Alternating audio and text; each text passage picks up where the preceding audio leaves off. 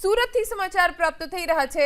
સુરત શહેરમાં વરસાદ શરૂ થયો છે। અલગ અલગ વિસ્તારમાં વરસાદ વરસી રહ્યો છે। અડાજણ અઠવા વિસ્તારમાં ધીમી ધારે વરસાદ। હવામાન વિભાગની આગાહી મુજબ દક્ષિણ ગુજરાતના કેટલાક વિસ્તારોમાં છૂટાછવાયા સ્થળોએ વરસાદ વરસી રહ્યો છે। નવસારીમાં પણ સવારથી વાદળછાયું વાતાવરણ બાદમાં હવે સુરત શહેરમાં પણ વરસાદ શરૂ થયો છે। અડાજણ અઠવા વિસ્તારમાં ધીમી ધારે વરસાદ વરસવાના કારણે વાતાવરણમાં ઠંડક પ્રસરી રહી છે।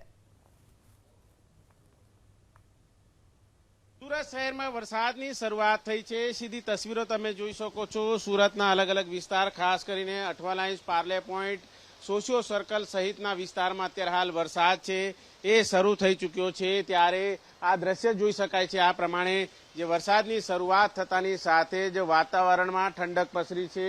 જે રીતે અત્યારે હાલ જોઈ શકો છો, અલગ અલગ વિસ્તારોમાં જે પ્રમાણે વરસાદ વરસ્યો છે, ત્યારે ખાસ કરીને આ વરસાદ ખેડૂતો માટે આશીર્વાદ સમાન સાબિત થશે।